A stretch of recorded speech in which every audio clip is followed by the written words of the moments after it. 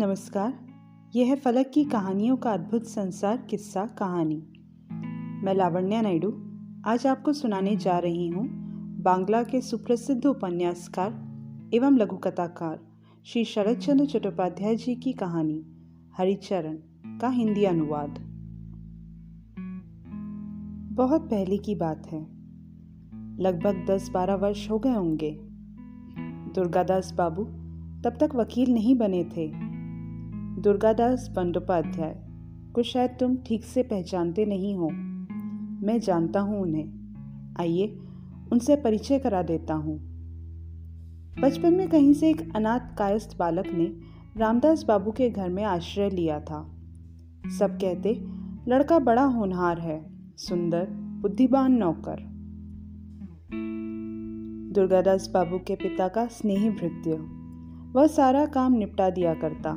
गाय को चारा देने से लेकर बाबू की तेल मालिश तक सब वह स्वयं ही करना चाहता। हमेशा व्यस्त रहने में ही उसे खुशी मिलती। लड़के का नाम हरिचरण था। घर की मालकिन अक्सर उसे देखकर चकित होती, कभी कभार टोक भी देती।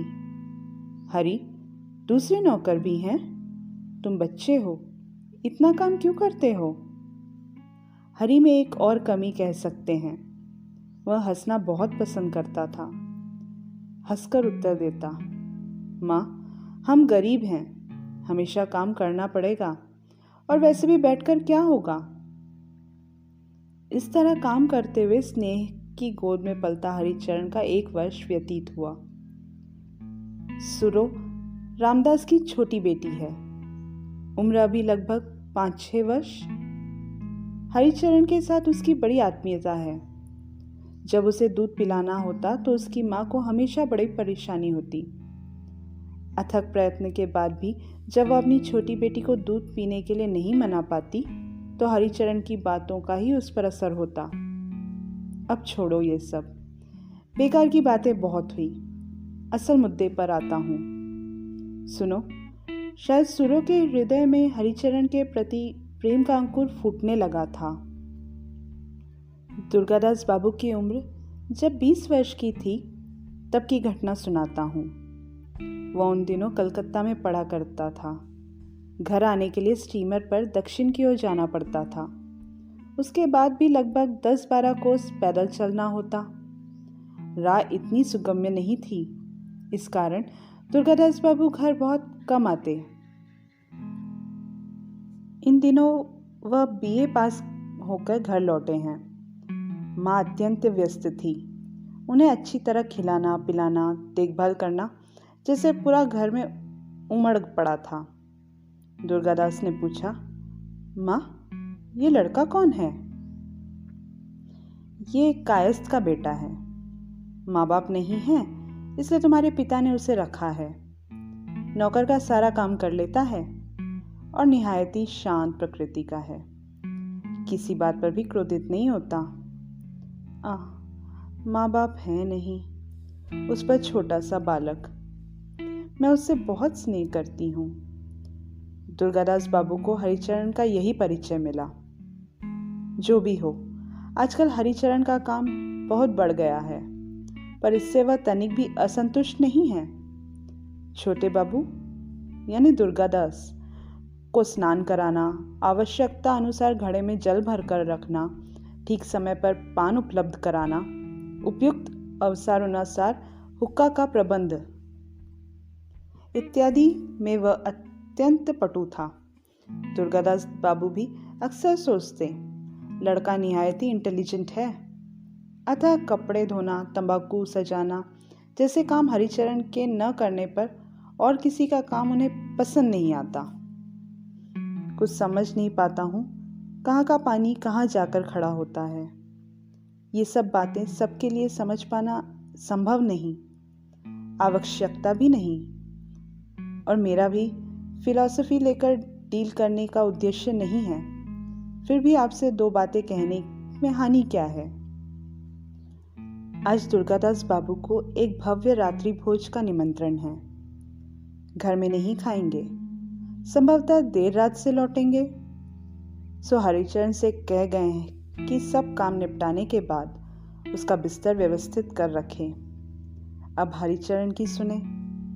दुर्गादास बाबू बाहर के बैठक में रात को सोते हैं। इसका कारण कोई नहीं जानता। मुझे लगता है कि पत्नी के मायके में रहने के कारण ही उन्हें बाहर के कमरे में सोना अच्छा लगता है। रात को सोते समय हरिचरण उनके पांव दबाता है और जब वे गहरी नींद में चले जाते तो वो साथ के कमरे में सोने चला जाता है। उस दिन शाम को हरिचरण के सिर में दर्द शुरू हुआ। उसने जान लिया कि अब बुखार आने के देर नहीं। पहले भी बीच बीच में उसे बुखार होता रहता है, अतः वो उसके लक्षणों से परिचित है।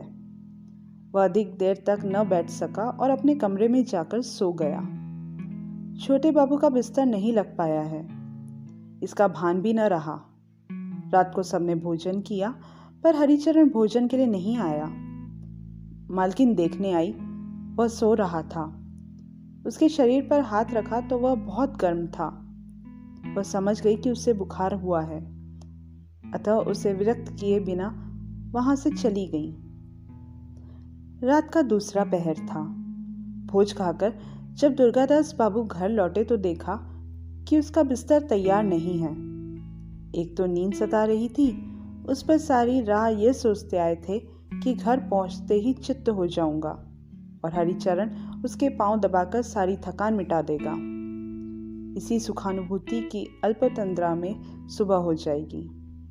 हताश होकर वे चिल्ला उठे, हरिचरण, ओ हरिचरण, हरे इत्यादि कहते हुए शोर मचाने लगे।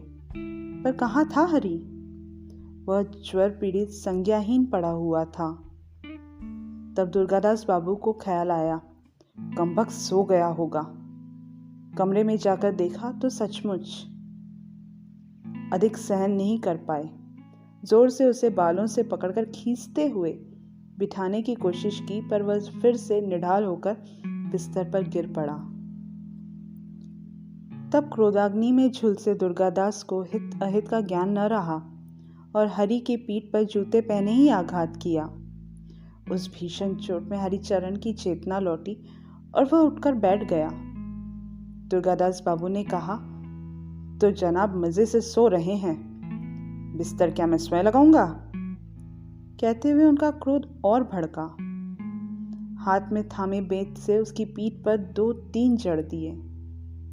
उस रात जब हरि उसके पांव दबा रहा था, तब शायद एक बूंद आंसू दुर्गादास बाबू के पांव पर भी गिरा था। फिर तो सारी रात दुर्गादास बाबू सो नहीं पाए। वह एक बूंद आंसू बहुत गर्म महसूस हुआ था।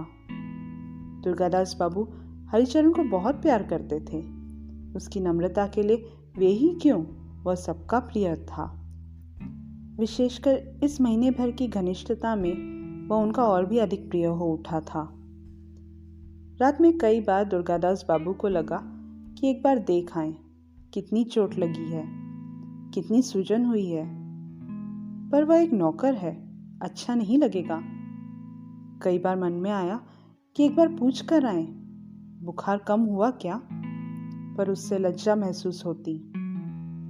सुबह हरिचरण मुंह धोकर पानी ले आया, तंबाकू सजाया।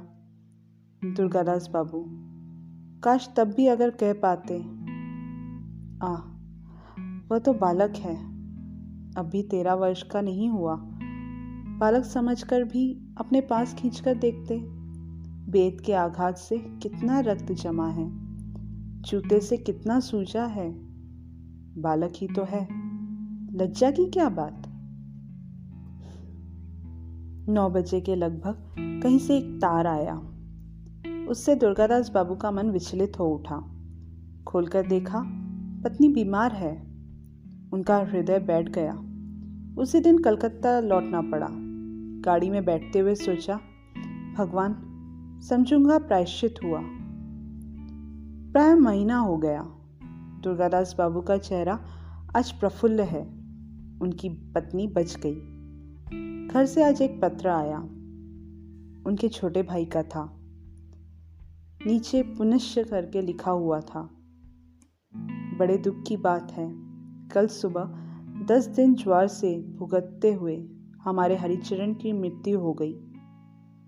मरने से पहले उसने कई बार आपको देखना चाहा था। बिना माँ बाप का अनाथ। धीरे धीरे दुर्गादास बाबू ने उस पत्र को चिंदी चिंदी कर फेंक दिया। ये कहानी इतनी ही। आप अभी सुन रहे थे लावण्या नायडू की आवाज़ में श्री शरद चंद्र चट्टोपाध्याय जी की कहानी हरिचरण का हिंदी अनुवाद। यह है फलक का चैनल किस्सा कहानी। चैनल को सब्सक्राइब करना ना भूलें। धन्यवाद।